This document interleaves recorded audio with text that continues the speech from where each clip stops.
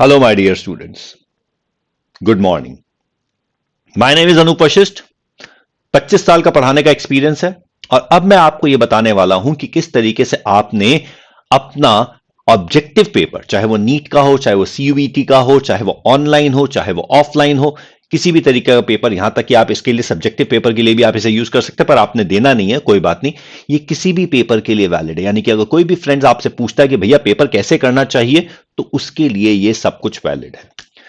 तो चलिए शुरू करते हैं कि किस तरीके से पेपर अटेम्प्ट करना है। लेकिन उससे पहले मैं आपको एक बात कहना चाहता हूं कि जो मैं तरीका आपको बता रहा हूं, इस तरीके से आप जितना मार्क्स डिजर्व करते हैं, आपको उतने नंबर मिल जाएंगे। अगर कोई ये सोच के बैठा हुआ है कि सर का तरीका इस्तेमाल करेंगे और हमारा नीट क्लियर हो जाएगा, इस तरीके से नीट क्लियर नहीं होता।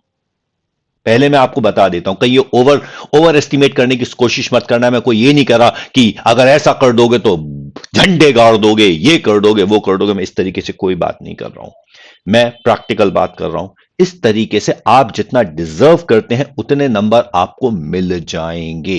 मतलब कि आप सिली मिस्टेक से बच जाएंगे और आप आराम से with in time paper complete कर पाएंगे। आपको पेपर एग्जामिनेशन हॉल से बाहर निकलने के बाद कोई रिग्रेट नहीं होगा कि अरे कुछ टाइम और मिल जाता तो हमें ज्यादा मार्क्स मिल जाते, या अगर इसको ठीक से कर लेते या इस तरीके से कर लेते तो ज्यादा मार्क्स मिल जाते। That is the most important thing.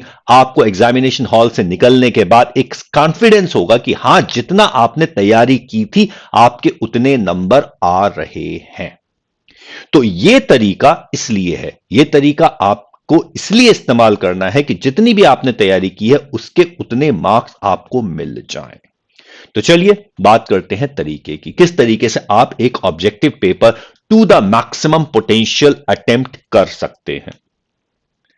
जब हम इसकी बात करते हैं तो how to attempt the paper, चलिए हम सबसे पहले बात करते हैं किस तरीके से पेपर को अटेम्प्ट किया जा सकता है। ठीक है, now how to attempt the paper. अब एक बात का ख्याल रखिएगा, कोई भी एग्जामिनेशन जब हम ऑब्जेक्टिव क्वेश्चंस की बात करते हैं तो ऑब्जेक्टिव क्वेश्चंस एक बार में अटेम्प्ट नहीं होते। यानी कि ऐसा नहीं होता कि आपने पेपर शुरू किया और पेपर एंड कर दिया, एक बार में पूरा पेपर कंप्लीट हो गया, ऐसा नहीं होता।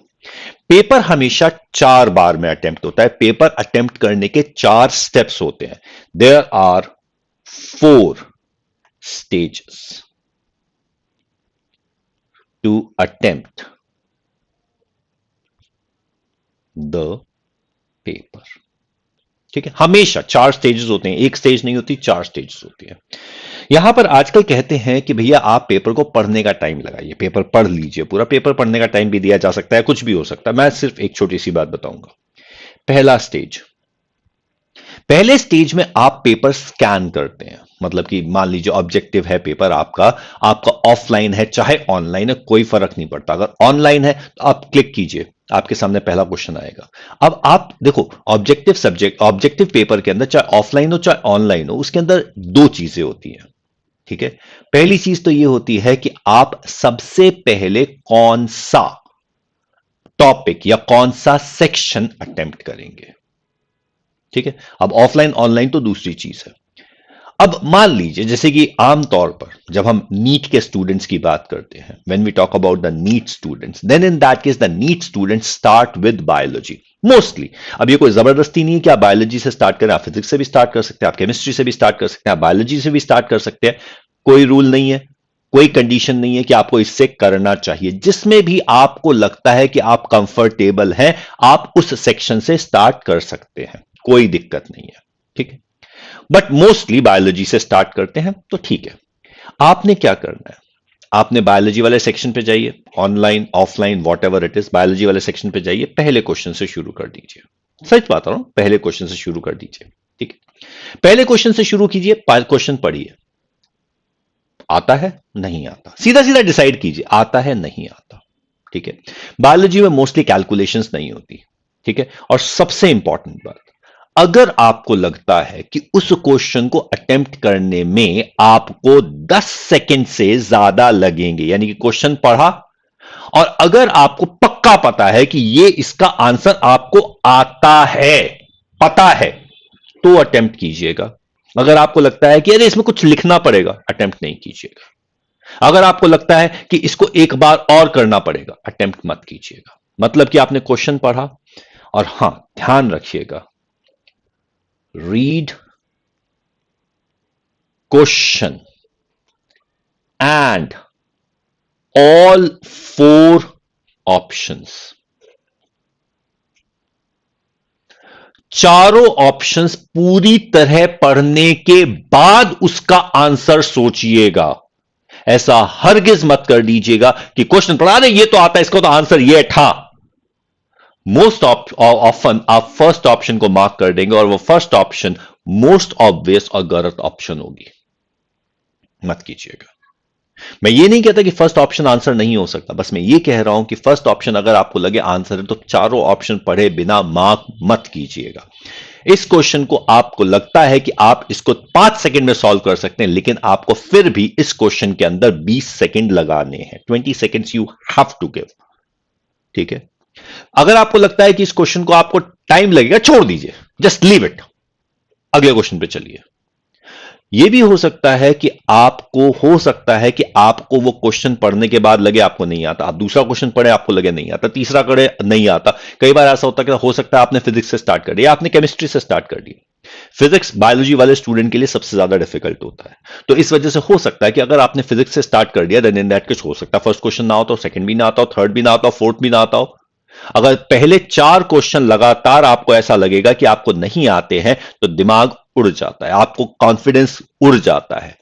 कोई प्रॉब्लम नहीं है, मत करना, कोई पैनिक मत करना। तब तक देखते जाना क्वेश्चन जब तक आपको कोई ऐसा क्वेश्चन नहीं मिलता जो आपको आता है, चाहे उसके लिए आपको पूरा पेपर ही क्यों ना देखना पड़े, चाहे 200 के 200 क्वेश्चन क्यों ना देखने पड़े, ढूंढो जो क्वेश्चन आपको आता है। ठीक है। प्लीज रिमेंबर, ये बहुत ज्यादा इंपॉर्टेंट स्टेप है जो आपके कॉन्फिडेंस के लिए बहुत जरूरी है। अगर आपको पहले ही क्वेश्चन आता तो बहुत अच्छी बात है, लेकिन ओवर कॉन्फिडेंट मत हो जाना, बिल्कुल ओवर कॉन्फिडेंट मत हो जाना। ठीक है। बस पहला क्वेश्चन आपने देखा, आता है तो मार्क करो। और हां प्लीज, कई बार स्टूडेंट क्या करते हैं, mark answer in answer sheet. Question का आंसर शीट में मार्क करो। अगर आप ऑफलाइन दे रहे हो तो ओएमआर शीट में मार्क करो, और अगर आप ऑनलाइन दे रहे हो तो क्वेश्चन में मार्क कर दो। प्लीज उसको डिले मत करो, मार्क कर दो। ठीक है। अगर आप क्वेश्चन पेपर में, ऑफलाइन क्वेश्चन पेपर में आप आंसर्स मार्क करना चाहते हैं, इट इज योर विश, आप मार्क कीजिए, कोई दिक्कत नहीं है, लेकिन आंसर शीट में भी मार्क कर दीजिए। क्वेश्चन को 2 बार पढ़ लीजिए, वेरीफाई कर लीजिए कि आप सही आंसर मार्क कर रहे हैं, क्योंकि इस समय जो आप क्वेश्चन के आंसर मार्क कर रहे हैं, ये वो क्वेश्चन है जो आपको अच्छी तरह आते हैं, तो उनमें कोई कंफ्यूजन होने का मतलब ही नहीं है। तो इसलिए कोई मतलब नहीं बनता कि आप क्वेश्चन पेपर के अंदर आंसर मार्क करें और आंसर शीट में मार्क ना करें।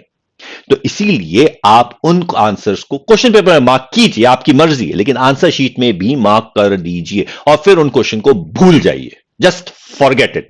उस क्वेश्चन को आपने दोबारा नहीं देखना, कोई रिवीजन नहीं होना, क्योंकि आपने आंसर शीट में मार्क कर लिया, अब उसको चेंज करने का तो कोई मतलब ही नहीं है। बॉल पेन से मार्क करना है आपने, अगर बॉल पेन से मार्क करना तो चेंज तो होंगे नहीं, इरेजर वगैरह की कोई जरूरत नहीं है। तो आंसर ध्यान से देख के, क्वेश्चन का नंबर चेक करके, आराम से take your time, mark it.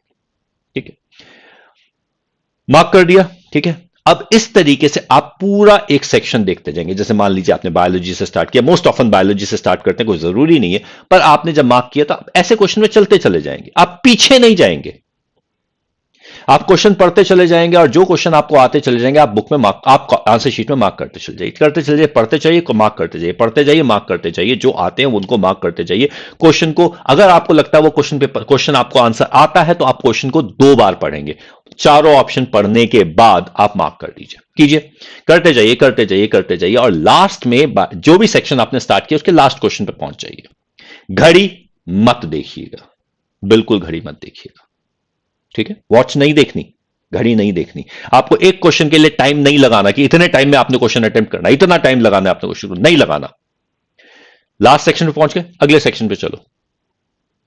आपने जो भी सेक्शन किया था, अगला सेक्शन जो आपको पसंद है, कोई दिक्कत नहीं है। आपने अगर बायोलॉजी कर लिया, आपको केमिस्ट्री करना, आप केमिस्ट्री पे चले जाइए, फिजिक्स करना, फिजिक्स पे चले जाइए, किसी पे भी चले जाइए, सेक्शन चूज, उस सेक्शन के अंदर भी फर्स्ट क्वेश्चन से स्टार्ट कीजिए, जितने क्वेश्चन आपको आते हैं उतने मार्क कर दीजिए। उसी तरीके से लास्ट सेक्शन पे पहुंचिए, जितने क्वेश्चन आपको आते हैं उतने करने। प्लीज जिस सेक्शन को आप कर चुके हैं उसके अंदर वापस नहीं जाएंगे आप। एक बार कर दिया अगले सेक्शन पे, एक बार कर दिया अगले सेक्शन पे। क्लियर? एक बात ध्यान रखना, कभी कभी ऐसा हो जाता है कि तीनों में से कोई एक सेक्शन डिफिकल्ट हो जाता है, और अगर आपने मान लीजिए उसी डिफिकल्ट सेक्शन से स्टार्ट कर दिया, बायोलॉजी भी डिफिकल्ट हो सकता है, फिजिक्स भी डिफिकल्ट हो सकता है, केमिस्ट्री भी डिफिकल्ट हो सकता है, अगर ऐसा हुआ देन इन दैट केस होगा ये कि आप हो सकता है उसी सेक्शन में टाइम लगाते चले जाएं और बाकी सेक्शन नहीं हो पाए। कई बार ऐसा होता है कि बायोलॉजी का सेक्शन डिफिकल्ट आ गया, फिजिक्स का इजी आ गया, हो सकता है। तो बायोलॉजी में अगर आपका थोड़ा सा नीचे हो गया तो कोई बात नहीं, फिजिक्स में ऊपर हो जाएगा। डोंट वरी, अगर पेपर डिफिकल्ट है वो तो सिर्फ आपके लिए नहीं है, वो सबके लिए डिफिकल्ट है, ऑटोमेटिकली कट ऑफ नीचे आ जाएगी। Don't worry about it. Okay, चलिए, तो अगर आपने पेपर देख लिया, डिफिकल्ट हो गया, इजी हो गया, what ever it might be, चलिए अब आपने वहां से मार्क कर दिया। तो इस तरीके से आपने 200 के 200 क्वेश्चन पढ़ लिए। ठीक है, कितने क्वेश्चन मार्क कर देंगे आप पहली बार में? कितने क्वेश्चन मार्क कर देंगे आप पहली बार के अंदर? Let us take a conservative approach, बहुत ही कंजर्वेटिव अप्रोच। आई बिलीव आप इसी तरीके में अगर आपने अच्छी तरीके से तैयारी की है तो आप करीबन 50% क्वेश्चंस कर चुके होंगे। यस, अगर आपने सही तैयारी की है तो you would be able to do 50% questions of the given questions. Yes, you will be able to do. अगर नहीं कर पाते, मिनिमम टू मिनिमम अगर आपने तैयारी ठीक से की है तो 50 क्वेश्चन तो आप कर ही चुके होंगे। अगर हम पर क्वेश्चन 20 सेकंड लगा के चलते हैं, जितने क्वेश्चन आपने पढ़ा, 2 बार पढ़ा आपने मार्क किया, 2 बार पढ़ा मार्क किया, तो 50 क्वेश्चन करने के लिए आपको लगे होंगे 2000 सेकंड्स। 1 घंटे में 3600 सेकंड होते हैं, तो नियर अबाउट आपने 40 मिनट के अंदर 50 क्वेश्चन कर लिए। 50 से ज्यादा ही कर लिए होंगे, मोस्ट प्रोबेबली आपने 70 क्वेश्चन कर लिए होंगे, 70-75 क्वेश्चन। ठीक है, ओके।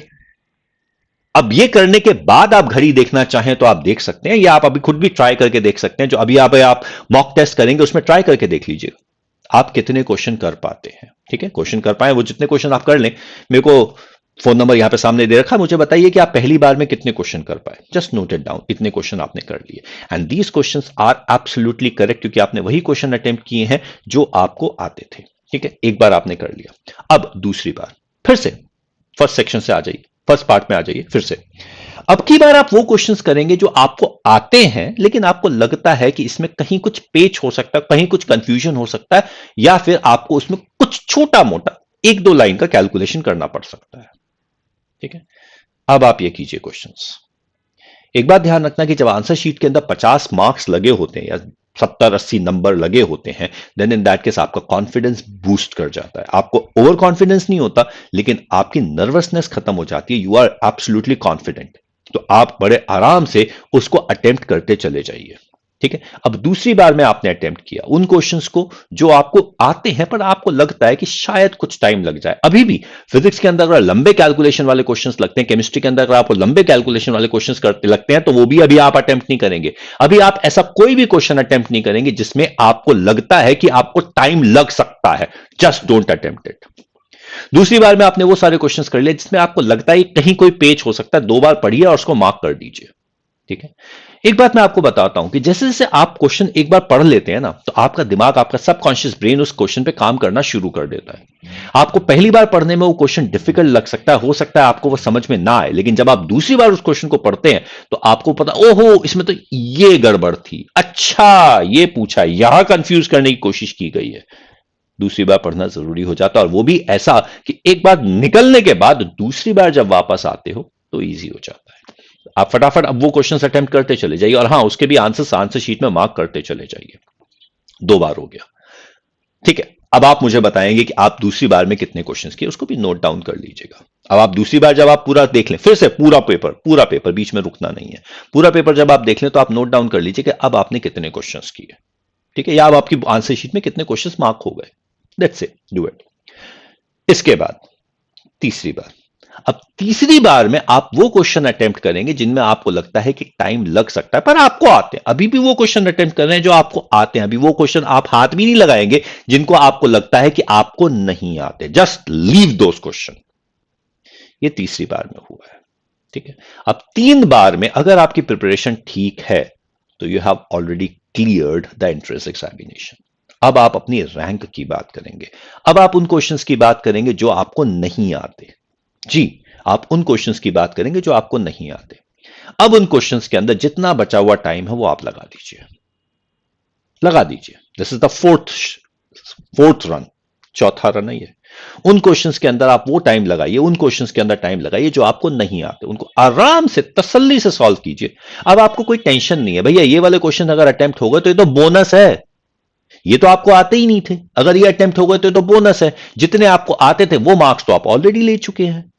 अब इन क्वेश्चंस को अभी आप अटेम्प्ट कीजिए, आराम से तसल्ली से अटेम्प्ट कीजिए, और अभी आप जब मॉक टेस्ट कर रहे होंगे तो इन क्वेश्चंस को अच्छी तरह अटेम्प्ट करने के बाद then you check it out in the book कि उन क्वेश्चंस के आंसर क्या थे। Now you finish it the paper, और आई गारंटी यू आपका पेपर 2.5 घंटे में खत्म हो चुका होगा। यस, आराम से कीजिए। बाकी बचा हुआ जितना टाइम है आप उन क्वेश्चंस पे लगा दीजिए जो आपको लगता है आपको नहीं आते। इस तरीके से पेपर अटेम्प्ट कीजिएगा, पैनिक बिल्कुल नहीं करना। देखो, जब आप यहां पे पेपर अटेम्प्ट कर रहे हैं, मॉक टेस्ट अभी आप कर रहे हैं, तो मॉक टेस्ट करते हुए हो सकता है आपकी तैयारी पूरी ना हो, कोई बात नहीं। जो जो क्वेश्चंस आपको नहीं आते उन क्वेश्चंस के टॉपिक आप बुक में से पढ़ेंगे, उन क्वेश्चंस के सॉल्यूशन मत देखिएगा। Find those questions in the book, क्योंकि बुक में जब आप क्वेश्चंस देखते हैं देन इन दैट केस आपको आगे पीछे का भी पढ़ना पड़ता है और क्वेश्चन का कंटेक्स्ट समझ में आ जाएगा। इस तरीके से आप 4 बार में पूरा पेपर अटेम्प्ट कर सकते हैं। उस पेपर को पूरा 4 बार में अटेम्प्ट कीजिए। 4 बार में अटेम्प्ट करने के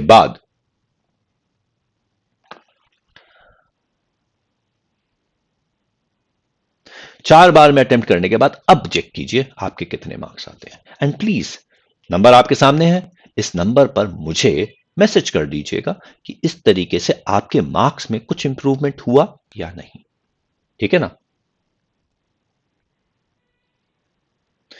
join with us in the telegrams, https:/bestchemistrybrains join जरूर कीजिएगा, और ये सेशन अपने फ्रेंड्स को शेयर कीजिएगा, उनको भी बताइएगा पेपर किस तरीके से अटेम्प्ट करना है। अभी आपके पास समय है, आज हुई है 5 तारीख, आपका पेपर है 17 तारीख को, तो आपके पास 10 दिन है। तो 10 दिन में से एक दिन इस तरीके से अटेम्प्ट करके तो देखिए, क्या पता आपको अच्छा लगे। अगर अच्छा नहीं लगे तो जो आपका तरीका अच्छा लगे आप उसको इस्तेमाल कर लीजिए। तरीका इंपॉर्टेंट नहीं है, मार्क्स इंपॉर्टेंट है। ठीक है, और मुझे जरूर बताइएगा कैसा लगा। हमारे चैनल को सब्सक्राइब जरूर कीजिएगा, और इस नंबर पे व्हाट्सएप करके हमारे साथ जुड़ जाइएगा। ठीक है, all the best for your exams. अगर कोई भी डाउट हो, गिव मी द मैसेज।